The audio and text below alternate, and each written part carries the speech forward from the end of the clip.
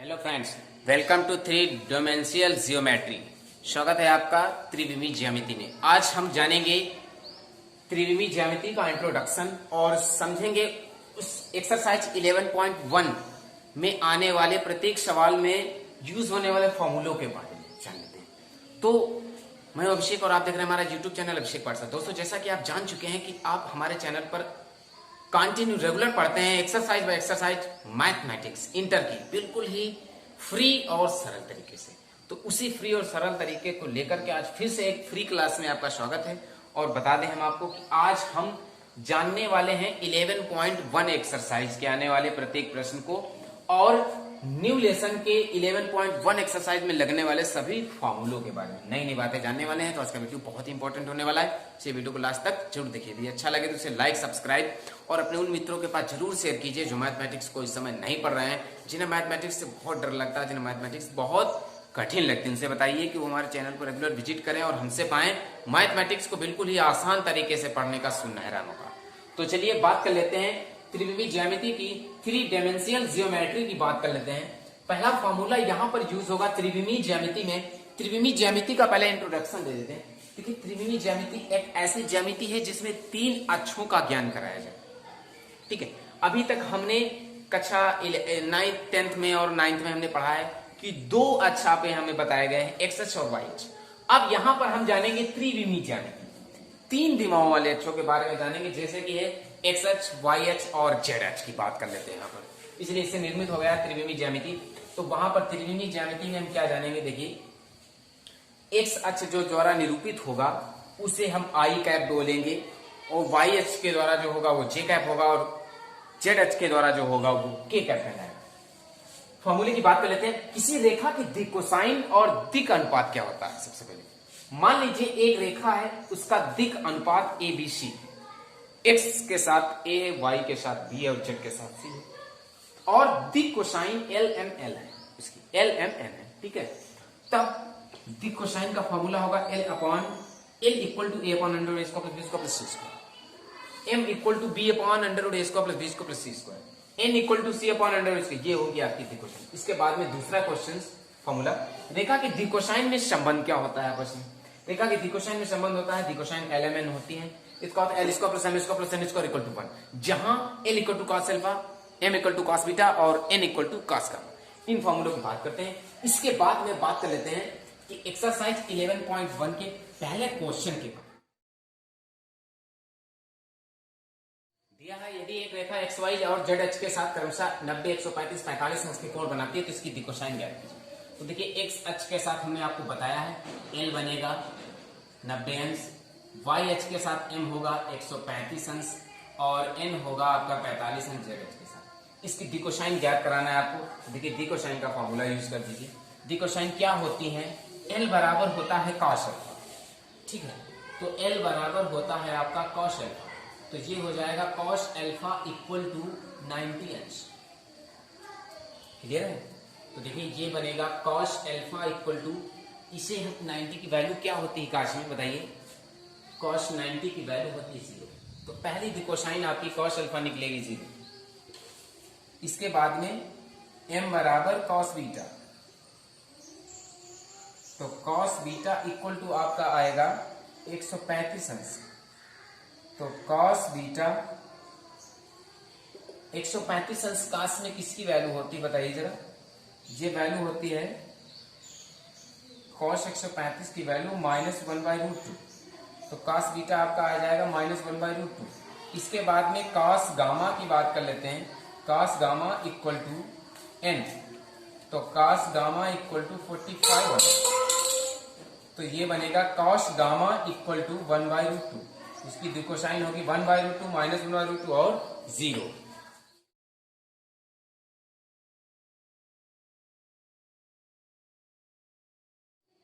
Second question बात कर लेते हैं। एक रेखा की दिक कोसाइन ज्ञात कीजिए जो निर्देशाक्षों के साथ समान कोण बनाती है, यानी एक्स वाई जेड के साथ समान कोण बनाती है। तो यहां पर अल्फा बराबर अल्फा मान लेते हैं, बीटा बराबर अल्फा मान लेते हैं और गामा बराबर भी अल्फा मान लेते हैं। तो उसकी दिक कोसाइन ज्ञात करना। देखिए, दिक कोसाइन में यहाँ पर संबंध क्या होता है, L square plus M square plus N square equal to 1। यहाँ पर एल को हम मान लेंगे कॉस स्क्वायर अल्फा, प्लस इसे लिखेंगे कॉस स्क्वायर बीटा और इसे लिखेंगे cos square gamma equal to 1। तो पुट कर देते हैं value, cos square alpha alpha है, कॉस स्क्वायर बीटा भी अल्फा है और कॉस स्क्वायर गामा भी अल्फा है इक्वल टू 1। तो ये आपका बनेगा 3 cos square alpha equal to 1 होगा। ये बनेगा cos square alpha equal to 1/3 यानी कॉस अल्फा इक्वल टू 1/√3। ठीक है, कॉस स्क्वायर अल्फा 1/√3। तो रेखा की दिकोसाइन क्या होगी? 1/√3 इसकी दिकोसाइन होगी तीनों अक्षों के साथ, यानी इसकी दिकोसाइन जो होगी वो 1/√3, 1/√3 और 1/√3 होगी।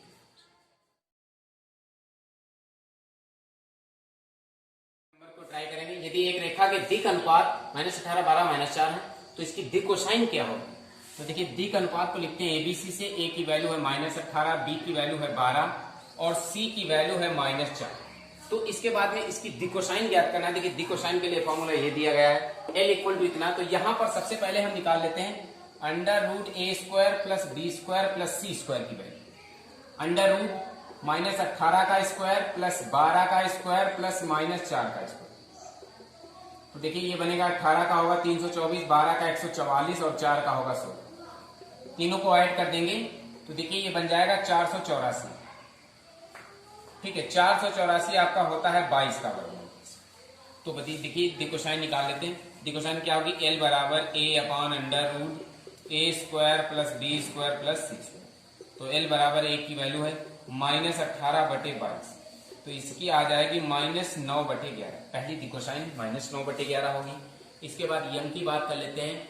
इसका होगा b/√a² plus b² plus c²। ये वैल्यू होती है। b की वैल्यू होगी 12, √a² plus b² plus c² की वैल्यू 22। तो इसको जब हम क्लियर करेंगे तो इसकी वैल्यू आएगी 6/11 इसकी बीच।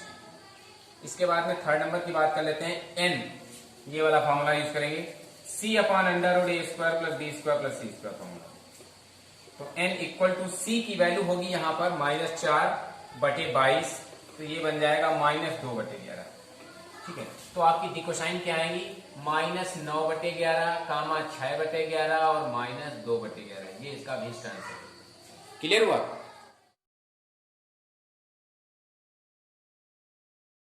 फोर्थ नंबर की बात कर लेते हैं। दर्शाइए कि ये बिंदु आपस में संरेख है। देखिए संरेख के लिए क्या करेंगे? इन बिंदुओं के बीच की दूरी निकालेंगे। यदि दो दूरियां एक दूरियों के योग के बराबर है तो दिए गए बिंदु त्रिविमीय ज्यामिति में संरेख है। चलिए बात कर लेते हैं। इसे हम मान लेते हैं ए पॉइंट्स है ये, इसके पॉइंट्स है 2, 3, 4 और जो बी पॉइंट्स है उसके हैं -1, -2 और 1। सी जो पॉइंट्स है उसके हैं 5, 8 और 7। देखिए ए बी के बीच की हम पहले दूरी निकालेंगे। फॉर्मूला क्या होगा इसका?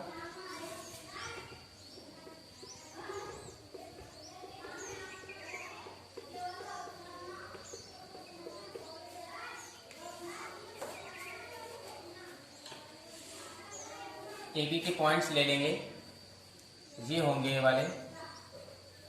पुट कर देंगे यहाँ पे x1, ये y1, ये z1, ये x2, ये y2, ये z2। पुट कर देंगे 2 -1 प्लस का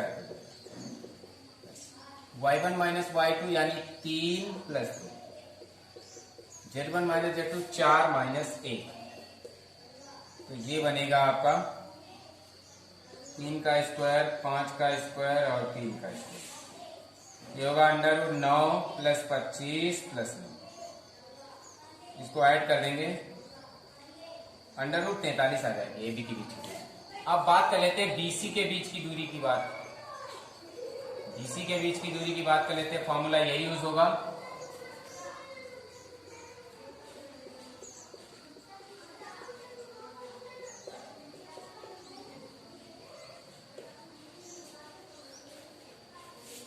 चलिए यहां पर पुट कर देते हैं इसे।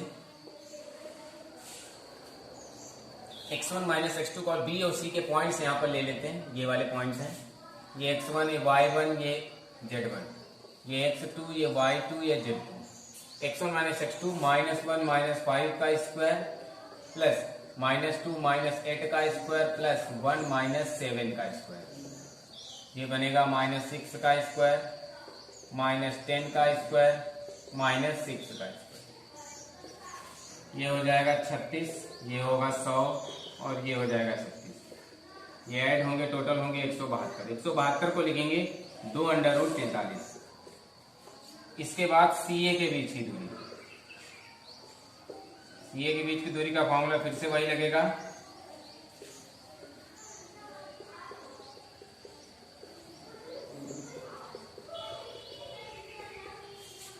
चलिए इसमें पुट करते हैं वैल्यू को। CA, C x2 y2 z2 मान लिए गए, इसे हम मान लेंगे x1 y1 z1। x1 minus x2 का होल स्क्वायर 2 माइनस 5 का होल स्क्वायर होगा। क्लियर हुआ? इसके बाद में y1 माइनस y2 3 माइनस 8 का होल स्क्वायर, और इसके बाद z1 माइनस z2 4 माइनस 7 का होल स्क्वायर।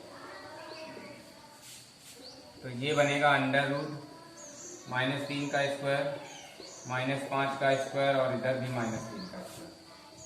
ये होगा √9 + 25 + 9, ये हो जाएगा √43। क्लियर?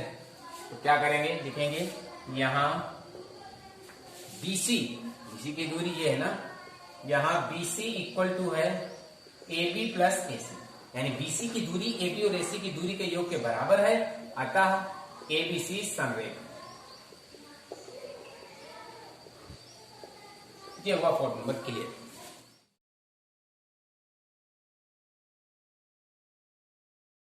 इस एक्सरसाइज के अंतिम क्वेश्चन की बात कर लेते हैं। एक त्रिभुज की भुजाओं की कोसाइन ज्ञात कीजिए। यदि त्रिभुज के शीर्ष बिंदु 3, 5, -4, -1, 1, 2, -5, -5 और -2। देखिए यहां पर एक हम त्रिभुज का निर्माण कर लेंगे। मान लीजिए इसके पॉइंट्स ABC हैं, वैल्यू पुट करेंगे 3, 5, -4 इसके हैं, -1, 1 और 2 इसके हैं, -5, -5 और -5। तो सबसे पहले निकालेंगे हम AB के दिक् अनुपात। यहां पर ध्यान देना है, हम AB का केवल बताएंगे, BC और CA का आपको निकालना है। बिल्कुल क्लियर, सेम है। AB जिस प्रकार AB निकलेगा उसी प्रकार BC और CA भी। तो AB का सबसे पहले हम पेन उठाएंगे और निकालेंगे AB के दिक् अनुपात। तो AB के दिक् अनुपात हम कैसे निकालेंगे? AB के दिक् अनुपात निकालेंगे x2 - x1, y2 - y1, z2 - z1 से। तो AB ये है B है, तो ये होगा -1 और -3, -1 -3। उसके बाद में 1 -5 और इसके बाद में 2 + 4। तो देखिए ये आएगा -4 -4 और 6। ये होंगे AB के दिक् अनुपात, जिन्हें हम ABC कह सकते हैं। क्या कहेंगे? A = -4, B = -4 और C = 6। अब क्या निकालेंगे? अब हम निकालते हैं कि इसी का रूट कैसे, एक फॉर्मूला यूज करेंगे यहां पर, यानी AB के बीच की दूरी निकाल लेते हैं। क्लियर है? AB के बीच की दूरी x1 - x2 का होल स्क्वायर, y1 - y2 का whole square plus z1 - z2 का होल स्क्वायर। चलिए क्लियर करा देंगे AB से। x1 - x2 होगा 3 + 1 का whole square plus y1 - y2 यहां पर होगा 5 - 1 का होल स्क्वायर और z1 - z2 होगा -4 -2 का। चाहो तो ऐसे निकालो और चाहो तो √a² + b² + c² फॉर्मूले से भी हम निकाल सकते हैं। ये होगा 4 का स्क्वायर, इधर होगा 4 का स्क्वायर, इधर होगा -6 का स्क्वायर। तो ये इसे हम क्लियर करेंगे। देखिए कैसे होगा, ये 16 होगा, ये 16 होगा, ये 36 होगा, तो ये 32 होगा, ये 36 होगा। 32 36 कितना हो जाएगा? √68। तो √68 को लिखेंगे हम 2√17। ठीक है, 2√17 आ जाएगा। इसके बाद क्या करते हैं, अब निकालना है AB की दिक् कोसाइन निकालना है त्रिभुज की भुजाओं की। तो AB की हम दिक् कोसाइन निकाल लेते हैं। AB की दिक् कोसाइन, तो देखिए AB की दिक् कोसाइन, पहली दिक् कोसाइन क्या होगी? L = a/√a² + b² + c², या लिख सकते हैं a/√AB के बीच की, ये भी लिख सकते हैं। क्लियर है? AB a/√AB यानी AB के बीच की दूरी। तो यहां पर A की वैल्यू कितनी है? -4 इसका हो जाएगा 2√17। तो इसका कितना आएगा आंसर? -2/√17। ये होगी AB की L। इसके बाद m की बात कर लेते हैं, m होगा b अपॉन ए बी। तो b की वैल्यू कितनी है, -4 है, ab कितनी है, 2√17, -4 बटे 2√17, तो इसका भी आ जाएगा -2/√17, इसकी भी कोसाइन -2/√17 आएगी। इसी की बराबर में बात कर लेते हैं n की, n का भी होगा c अपॉन ए बी। तो c की वैल्यू कितनी है, 6 और ab की वैल्यू है 2√17, तो इसका कैंसिल करेंगे, 3/√17 इसका है। तो देखिए ये 3 कोसाइन आपकी निकली है भुजा AB के, त्रिभुज की पहली भुजा, यानी AB की दिक अनुपात निकालेंगे सबसे पहले AB का, फिर उसके बाद AB का दिक अनुपात निकालने के बाद उसका मोड निकालेंगे, यानी √a² निकालेंगे, या AB के बीच की दूरी निकालेंगे, उसके बाद में AB की दिक कोसाइन निकालेंगे फॉर्मूला, ठीक है, जैसा कि फॉर्मूला हमने आपको लिखा है, ठीक है, इस प्रकार निकालेंगे AB की दिक कोसाइन। अब बात कर लेते हैं BC की, तो बिल्कुल सेम कंडीशन है, इसके बीच के पहले दिक अनुपात निकालेंगे ये फॉर्मूले से, उसके बाद में फिर किसी के बीच की दूरी निकालेंगे ऐसे, और इसके बाद ये फॉर्मूला यूज कर देंगे, इसको भी आ जाएगा, क्लियर है। उसी प्रकार से ये में आ जाएगा, तो ये इसी प्रकार से बिल्कुल आ जाएगा। क्लियर हुआ क्वेश्चन, नहीं क्लियर हुआ ना, ठीक है दोस्तों, हम आशा करते हैं कि क्वेश्चन क्लियर हो जाएगा। तो दोस्तों कैसी लगी आज की हमारी ये क्लास, हमें कमेंट करके जरूर बताइएगा। यदि मेरे सभी क्वेश्चन आपको परफेक्टली समझ में आए यार, तो प्लीज चैनल को सब्सक्राइब तो जरूर कर दीजिए, और आप चाहते हैं कि मेरा वीडियो सबसे पहले आपके पास पहुंचे तो बेल आइकन को भी प्रेस करना ना भूलें। आप चाहते हैं कि हम आपको इसी प्रकार पढ़ाते रहें स्टेप बाय स्टेप, तो आप बेल आइकन को प्रेस करना, ठीक है। और दोस्तों हम ये आपको फिर से बता दें कि यदि मेरे क्वेश्चंस आपको परफेक्टली क्लियर नहीं हो रहे हैं, नहीं समझ में आ रहे हैं, तो सब्सक्राइब करने की कोई आवश्यकता नहीं है, शेयर करने की कोई आवश्यकता नहीं है, लाइक करने की कोई आवश्यकता। और यदि आ रहे हैं समझ में सभी क्वेश्चंस, तो प्लीज यार लाइक सब्सक्राइब शेयर तो जरूर ही बनता है, एक तो कर दीजिएगा, ठीक है। इसके बाद हम आपको देते रहेंगे इस प्रकार की, यदि आप हमें फॉलो करते रहेंगे। और हाँ, यदि किसी प्रकार की कोई समस्या है आपको इस लेसन छोड़कर किसी भी अन्य लेसन में, तो आप हमें कमेंट कर सकते हैं, या हमने आपको डिस्क्रिप्शन में अपने इंस्टाग्राम आईडी के बारे में बता भी दिया है, तो वहां पर आप विजिट करके हमसे बात कर सकते हैं, बता सकते हैं, ठीक है। अकाउंट में जाकर के आप हमसे बता सकते हैं, किसी क्वेश्चन के बारे में कोई भी प्रॉब्लम्स है तो उसको बता सकते हैं, और हम वादा करते हैं कि आपके उस क्वेश्चन को 100% क्लियर कराएं। ओके, तो दोस्तों आज आप हमें फॉलो करते रहेंगे, हम आपको देते रहेंगे इस प्रकार स्टेप बाय स्टेप क्वेश्चनों को बहुत ही आसान तरीके से। तो दोस्तों तब तक चलते हैं, अब बात करते हैं अगले दिन अगली क्लास में 11.2। तब तक भी पढ़ते रहे हमारा यूट्यूब चैनल अभिषेक पाठशाला, निश्चित सफलता पाते रहिए। टाटा बाय बाय, फिर मिलते हैं आपको नेक्स्ट क्लास में, तब तक के लिए थैंक्स।